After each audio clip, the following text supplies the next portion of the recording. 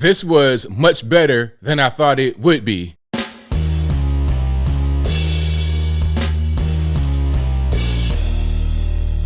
How's everybody doing? My name is Anthony Brian Logan, and today I bring you a review for The Woman King. Now, this is a movie based on true events from West Africa in the early 1800s. And I got to say based on because this is not a word for word, event for event, action for action, historically accurate portrayal of that particular time in Africa, West Africa, 1800s. But it's much more historically accurate than inaccurate. Let's back up a little bit to explain the plot of the movie. So there is a kingdom in West Africa called the Dahomey Kingdom. It's in present day Benin, close to Nigeria, Ghana, etc.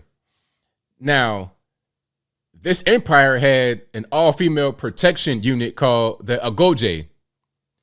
Now, they were very fearsome. They were very well known all throughout West Africa as a formidable force to protect the Dahomey Kingdom against outsiders. Now, who are these outsiders?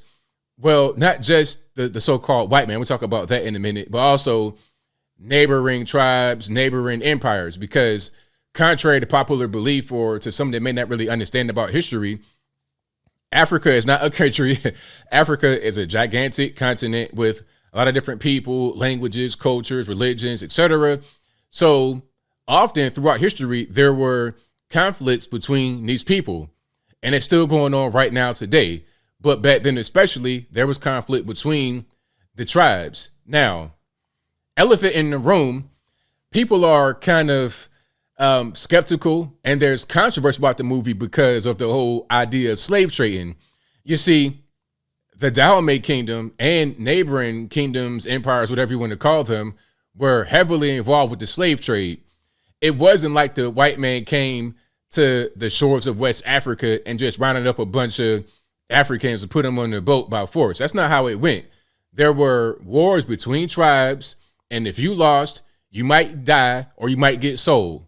That is the reality of what happened back in West Africa and other parts of Africa where they had slavery.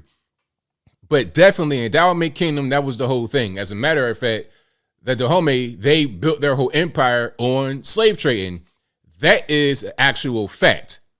Now, in the movie, they did not shy away from that. People thought that they may shy away from it because, Hollywood movies, they don't want to talk about the reality of what's going on. But no, they addressed it head on. As a matter of fact, in the very beginning of the movie, there was some text that scrolled down.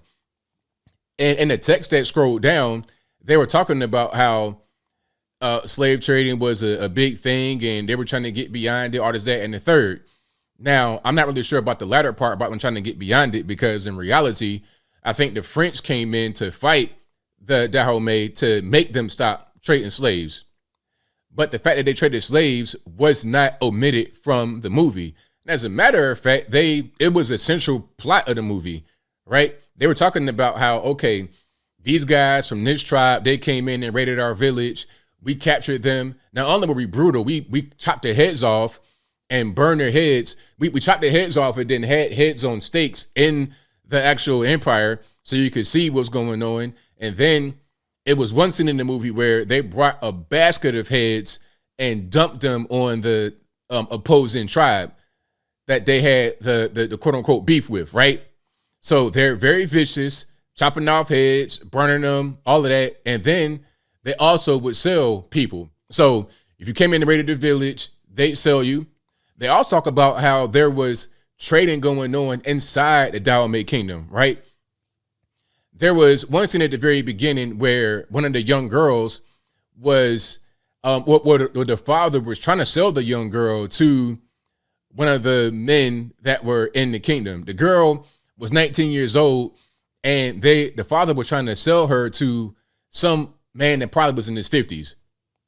She wasn't going for it. She was fighting. That's why he went and gave her to the Agoje, the all-female warrior unit. It's like, okay, you don't want to be sold off to this man. Okay, I'm gonna give you to the king, and then you're gonna fight. And that's something else. The whole thing about the woman king, people may think from the name and then Viola Davis on the front that she was the king and all this and that, and she was just controlling what was going on. That's not necessarily the case. You see, Viola, they was more of a general of the Agoge, of the proverbial army. There was an actual king, King Gezo, a male, played by John Boyega from, I think, what was that, Star Wars fame? Anyway, he was the king throughout the movie, and that was accurate. He had a bunch of wives, beautiful women. He had like 8 wives in the kingdom. But one thing that might have been a little bit inaccurate with the portrayal of King Gezo was this LGBT character. Now, I don't know who this guy was, but he appeared to be like feminine acting and dressing, and he might have been some kind of consort to the king, some kind of consultant. I don't know what his role was. It appeared like he was just there to meet a certain piece of criteria. Okay, we got a Hollywood movie. We're trying to get funded. We're trying to get it to get on the big screen. We got to have some kind of LGBT element there. Now, although there was very little interaction between the king and his character, I think it was one line. He was like, "Pardon me, my friend."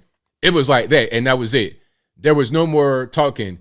The guy talked to the wives and the Agoge. He was kind of like just a PR person, Kellyanne Conway, somebody like that, right? That's pretty much what his role was. So that was kind of strange. There might have been some LGBT action with the Agoge themselves, but I didn't really see that too much. I didn't see it. But there was some kind of like anti-male rhetoric talking about, well, you can't be in love with a man. You got to be hard, all this and that. If you want to be in the Agoge, which I understand, if you're going to be part of an all-female warrior unit, you can't really be getting pregnant and being married and doing that at the same time trying to do that, which was the whole point of the father giving a daughter to the Agoge, because she would not get sold off to a husband because she kept refusing, kept fighting the men, all this and that and the third. So why would you go to this group, this unit, and then become a mom? Didn't make any sense. So I understood that part of it. But they also showed the other tribes and how they were warring with the other tribes. Now, the Europeans were here.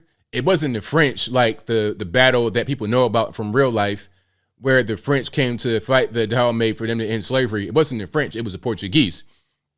Now, the Portuguese came, but it wasn't an army of Portuguese people. These guys were just there to engage in the slave trade. You know, it was really good the way they did it, because there was so much conflict between the Dahomey and the Oyo Empire. These are 2 African black tribes that fought throughout the entire movie. There was a villain. The villain in the movie was a guy from the other tribe. Okay. Big dude from the other African tribe. And I won't spoil exactly what he did and all of this and that. Watch the movie, you'll see what I'm talking about. But the main beef was between these 2 tribes. There was back and forth fighting throughout the entire film. The Portuguese came in toward the end. And you see the end result of all the fighting. All the fighting, all the interpersonal stuff, all the individual agendas everybody had. All of that came to a head when the people who were defeated and were still living were on a cage, on the beach, ready for the Europeans. And that was 100% accurate. Like I said, it wasn't no European guy getting off a boat with his pretty clothes on, makeup, high heels, going into the jungle, rounding up a bunch of Africans. No. There was conflict between tribes, between nations, between empires on the continent, which resulted in the prisoners being kept in the box right on the beach. So when the Europeans came in, they scoop them on up. Okay, what you want? You want guns? You want mirrors? Whatever you want. Okay, cool. You got that. They showed some of these old guns, and some of the Africans had guns, and they were using them against other Africans, neighboring tribes, warring tribes. Most of the conflict was between the Africans, and at the end of all of it, the Europeans came in to profit. That's what happened in reality. That was very historically accurate. The only thing that wasn't really accurate was, you know, like at the end, there was this big scene on the port. I mean, that probably didn't happen. That's just, you know, that's fantasy. The LGBT part, that wasn't real. And also, as I close, there was a scene in the movie where the Portuguese guy was telling King Gezo, hey, man, you can't try to switch your trade, because the king was trying to switch to palm oil, which was accurate. He was trying to switch to palm oil as an export rather than slavery, because, again, that was their chief export. But the Portuguese guy was like, look, your whole thing is slavery. If you stop selling slaves, you're done, which is exactly what happened. after the slave trade ended and the Dahomey Kingdom for real, Dahomey fell. So what he said is exactly what wound up happening. But I think the king was really trying to fight to keep slavery in real life. So with certain things like that weren't accurate, but as far as who the conflict was between, how the Europeans played in and all that, that was very accurate. But I think I'll leave that right there for now. And what say you? Have you seen The Woman King? That's the key, because if you see a trailer or you hear about it, you really can't understand exactly what it was about. You got to go watch it. Have you seen it? Did you enjoy it? Was it accurate, inaccurate? Let me know in the comments below. You guys should pretty much know where I'm at by now. It was an okay movie. It wasn't a bad movie. I enjoyed it. Is it Oscar worthy? No, I don't think so. It was, I mean, film wise, it was pretty formulaic. It was some predictable moments in there that I kind of knew what was going to happen. But overall, I thought it was a good movie. I was actually very surprised. I thought it would be more woke. I thought it would be very inaccurate, talking about the white man came in and was kidnapping Africans, like in Roots. Roots was the worst ever. That was 100% inaccurate. This was much more accurate, although it's not a documentary. There was some creative license, some things that did not happen, some things they put in there because they wanted to get funding, like the LGBT parts. But beyond that, it was pretty good.